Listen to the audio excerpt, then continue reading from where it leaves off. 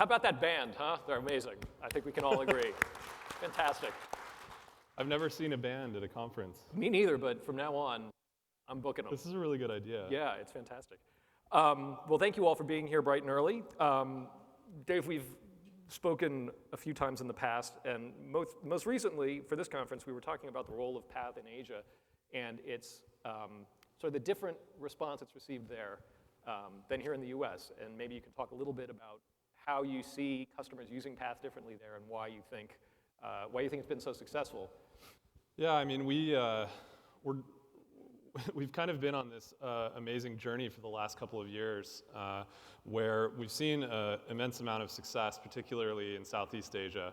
And it's really clear that when we set out to create Path, we set out to create a more personal social networking experience. Our mission's always been to bring people closer together, and we focus a lot on that. And that message and that user experience has really resonated in the region. And so, we see users, to answer your question, using the product exactly as we designed it.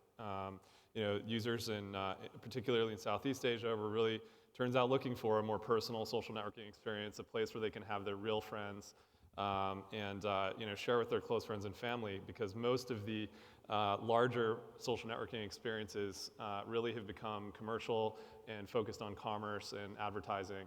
And so, they're really seeking a place where they can share personally. And I guess I would ask why that is perhaps more true in the Asian region than even in the US region. I mean, I presume you built Path thinking of American audiences. Yeah, I don't know if we've built it necessarily thinking of American audiences. Having had a lot of experience while I was at Facebook building, on a global scale, I think that we definitely, of course, are US sort of centric. We live here, we are part of this culture, obviously not a part of Asian culture more broadly, but I think we were thinking on a global basis. The problem of people connecting with each other, people having a place where they feel that they aren't judged, that they can share what they want to share, that it's, I always describe Path as something that's supposed to be more like a home rather than, Facebook describes itself as a newspaper, Twitter often describes itself as a town square. Mm-hmm. Path was always meant to be your home, and if you're creating a home for people, that's kind of a global, that feeling of safety, that feeling of being able to be yourself and to share and talk about things that, perhaps are more authentic, more vulnerable, like that's a global need. And so I think that for whatever reason, it resonated more strongly in that region. And I think the reason why is if you look at the data, Indonesia, Southeast Asia in particular, is the #1 consumer of social media. If you look at Mary Meeker's slides, not just the last ones, but like the last 3 years worth. Yeah. This region is the most passionate, the largest consumers. They're #1, and so I think that you could look at it that the Asian consumer is perhaps the most evolved especially in the social media space. They have perhaps the most experienced taste, if you want to put it that way. Yeah, and you were mentioning earlier that the way the internet developed in Asia is very different from the way it developed in the US. In the US, it developed, obviously, on the PC, yeah. And in Asia, it kind of leapfrogged and yeah. was built for mobile. Can you talk about that distinction? Yeah, it's a fascinating thing to think about.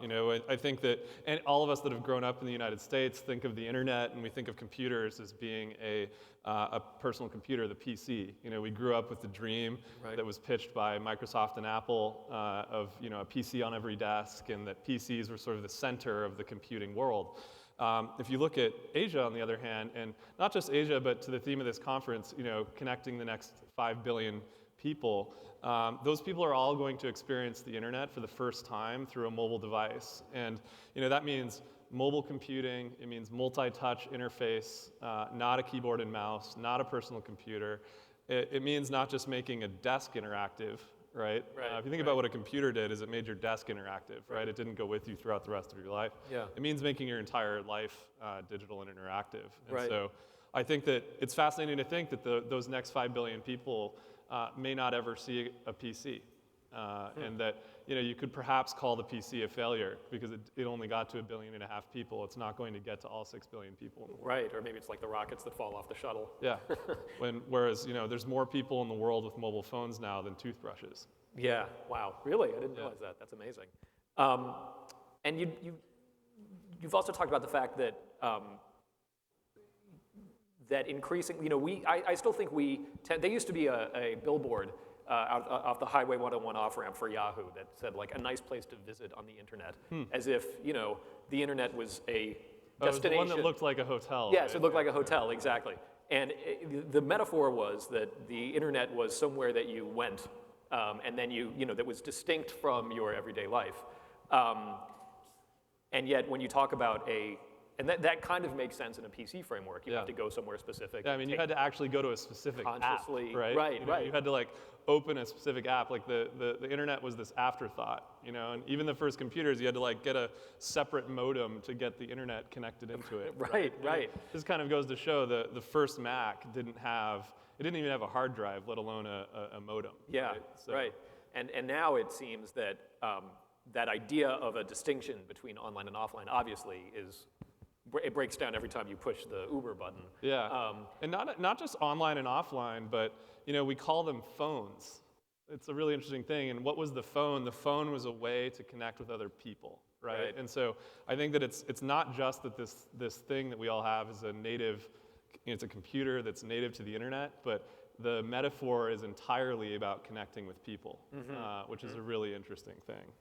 And also companies. You've mentioned that the idea of mobile commerce is very different in Asia than in the US. Can you talk about what you've seen there a little bit? Yeah, I mean, if you look at social networking businesses, in the United States, traditionally, not just social networking, but most consumer internet employ a media-based model. You build up an audience and you create experiences where the user can really build out a profile and ultimately then be advertised to. Right. And 80% of if you look at the companies that are the largest consumer internet companies, they're monetizing through advertising in the United States, or at least in the English-speaking side of the world. If you move over to Asia, you have a much more nuanced and much different way of looking at business. And you look at a company like Tencent, 80% of their business is in commerce and value-added services.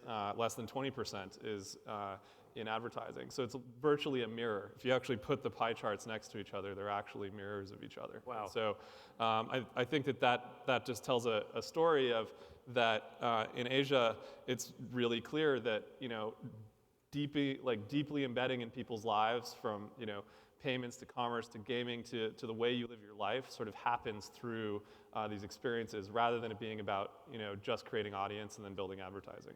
So is looking at Asia and understanding Asia a way of understanding where the English-speaking world is going, or do you feel that these are going to be two distinct markets for a long time? Yeah, I think about it that Asia is the future, and that when you look at the user experiences, there's quite the misunderstanding that you hear this said a lot, that there's innovation happens in Silicon Valley and then it goes elsewhere. Right. I think that is largely incorrect today. I think there is a lot of innovation here, but innovation is now starting in Asia in a lot of cases, especially in consumer internet, and coming to the US or maybe 2 years, maybe 3 years later. And we see this over and over again. We'll see experiences that are adjacent to what we're doing or competitors are doing in the Asian market, and 1 year, 2 years later, we'll see it come here, and it's super fascinating to watch. I don't want to put you on the spot, but can you think of an example of that? I think that one of the most obvious ones is food delivery, for example. You look at your standard messenger experience, or food delivery or transportation are two that are really interesting. In the US market, we think of those as individual apps. In the Asian market, these are components of a larger messaging platform where, in China, you can use WeChat to order food, to buy things, to order a cab. All of these things are sort of native components of the social networking experience. And that gets to another point I wanted to bring up, which is the idea of a bundled experience versus an unbundled experience. In the US right now, we're seeing a lot of unbundling, most obviously, Facebook's Messenger app, for instance, being spun off to be its own separate app, not something you access through Facebook, to sort of keep Facebook focused on the newsfeed. And yet it sounds like in Asia, the exact opposite is taking place. And I think that we look at this as not so much a product problem, but as a packaging problem. We talk a lot in the community about, oh well, how should a product be oriented? Like is it bundled, unbundled, multi-app, whatever? I think of this as mostly a packaging issue, where in the U.S. to the U.S. consumer right now, it seems as though unbundling into singular applications is sort of the way that the U.S. consumer wants to see things. In Asia, you're seeing the opposite in some cases, although it breaks down differently by country. Really? In China, you see things like WeChat, really bundling things. In Korea, there's companies like Kakao that are rapidly unbundling. And so I think that it comes down to what are the products and services you want to provide, and then what sort of package does the consumer want to consume those in. And on mobile, it's a really hard problem because the screen space is so small. You're dealing with a totally different interface than the web. And so I think that we're all kind of experimenting with packaging, but the underlying services are a lot the same. They're usually communications, sharing, shopping, the same things, those same key use cases that we've always done. They're just moving across new and different interfaces. Yeah. Well, speaking of new experiences, I mean, you guys have recently launched Path Talk. Yeah. And it actually, as you describe it, it sounds like something that would be more familiar almost to Asian audiences than it would to American audiences. So first, let's talk about what Path Talk is. Yeah. Maybe you can describe it. So we recently unbundled and moved Path Talk into its own experience. It's a messaging experience, and we see it as a platform. The vision for it was that we want people to be able to message anything, and by that we mean anything in your life. Messaging apps traditionally are thought of as something you use to message people. And one of the key components of Path Talk is the ability to message any business. And we've done this through a company which we acquired earlier this year called Talk2. And what that service does is enable you to literally message any business in your life, whether it's a small business that you might need an appointment to go to your doctor, or you want to get a reservation at a restaurant tonight. You can message any business. And this was really important to us in this vision of being able to message anything that, on day one, you would actually be able to do it. And the way that we accomplish this is by having a global team of what we call Path agents that actually pick up the phone, or as we like to say, do whatever it takes to get your message to the business, and then get back to you all over text, so that you have a much more personal relationship with the businesses in your life and become ultimately closer with them as well. Interesting. So the businesses are communicating to their customers through the sort of mediation of the humans that you employ. Exactly. And the reason for that, again, was that we didn't want to pitch this idea of, message anything. Message those places in your life, and then have to convince the businesses to get on board. Right, sure. The first instinct when you hear something like that is to say, well, the business down the street's probably not on that, right? Yeah, right. And we wanted to take a very user-centric point of view on this to say, I'm a user, I want to send a text message to a business. How can we deliver that for the user without them having to worry about who's involved and whether the business is online? And so we make it happen for you no matter what. And forgive me if you don't want to discuss this, but I presume the revenue model is something like a percentage of referrals. Well, the way we look at it is about 70% of the questions. We get a lot of questions right now. Can I get a reservation? Do you have this product in stock? Can I buy this? About 70% of those questions have purchasing intent. People want to buy things. They want to get a reservation. They want to transact in some way. And so you can see a lot of different models layering on top of that, but I think that you can expect to see us moving into trying to close those transactions, enable people to buy what they want to buy, get what they want to get. Obviously, that's a hard thing to go after, but it's certainly our goal and where we see ourselves going. Right now, we also have a premium version of the service. So if you want your questions answered faster, you can actually become a premium member, and you'll get them in about half the time. We already answer all of them in an average of under 5 minutes. So if you want to get them in one or two. And how do I perform CPR? Something like that. Yeah. Well, you'd be surprised if you're jumping in a cab and you're on your way to a reservation and you want to see what's available right now.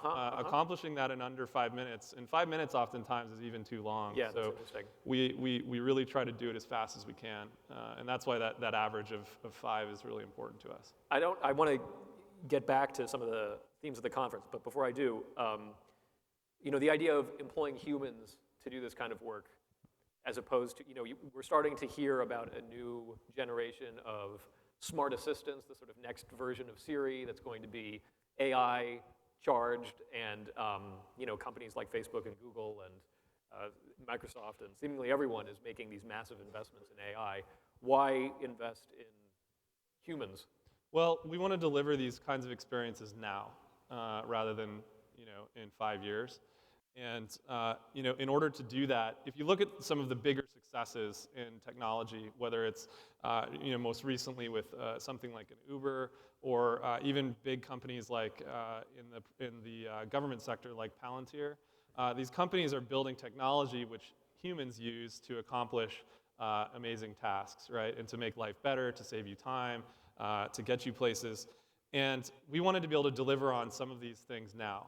We wanted to enable you to message anything, to have these kinds of magical experiences that maybe you would expect an AI type assistant in the future to do.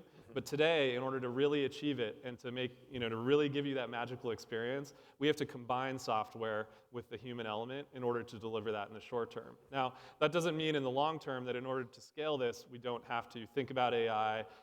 One of the great things about coming together with Path was that the CTO, Riley Crane, was a DARPA-winning AI and big data specialist, and he's incredibly talented, and he and his team think a lot about how do we automate this, how do we give our agents more powerful tools so that they can do an even more magical job for the user. And so the real answer is, we want to deliver on this now, and over time, we'll definitely be looking to use AI in smart ways. Great. We're almost out of time, but I did want to ask one more question. We've been talking a lot about, to go back to the sort of themes of Asia versus the US and the Asian market, we've been speaking a lot about, again, Asia as a market, but a lot of investment is starting to happen in Asia as well. Yeah. Talk to me a little bit about what you know about that field. Like, do Asian investors look for different kinds of companies? Is it a Silicon Valley model of investment? What's happening over there? Well, I think that it's about ecosystem building. I think I saw Mike Moritz from Sequoia over the holiday wrote a great piece on China, and he had a quote there that said that one of the things people don't realize about China is that there's 4 Silicon Valleys in China. That's really interesting, right? There's 4 ecosystems. What's going on in Shenzhen with hardware is fascinating. If you talk to Joe Ito from the MIT Media Lab, he'll tell you that what's going on in Shenzhen is akin to what was going on when we were kids here. When we were kids, we all built websites. In Shenzhen, people build hardware, and, for fun, yeah. which is really amazing. We don't think of that in the U.S. When it comes to Southeast Asia, Indonesia is one of the most fascinating places in the world. It's a country the size of the United States. It's arguably one of the best functioning democracies. Over 80% of the citizens turned out for the presidential election last month. We're just seeing in the last quarter or so, I think over 10 venture capital funds emerged with I think over 100 million a piece to invest in the Indonesian ecosystem alone. Wow. You're seeing almost on a weekly basis now, whether it's Tokopedia is one of the e-commerce players, just saw 100 million plus. I think Lazada, the other Indonesian e-commerce player, just over the holidays, I think they announced a multi-$100 million investment. And so really what's happening is the emergence of a new ecosystem, I think, specifically in Southeast Asia. And the opportunity there, I think, is less about what are investors specifically looking for, but how do we build out an ecosystem? How do we help this economy emerge to become a global player on a global scale? And that means a lot of things. It means more engineers, more companies, ecosystem level sort of development. And we're certainly trying to be a big part of that in enabling local developers, local entrepreneurs. I'll actually be in Jakarta on Thursday, meeting with entrepreneurs, meeting with developers, and really trying to understand how we can help to build that ecosystem as well. Great. Well, it looks like we're out of time. Thank you all so much. Thank you, Dave. It was really a fascinating conversation. Yeah. Play us off. Please give Dave and Jason a hand. Please give him a hand.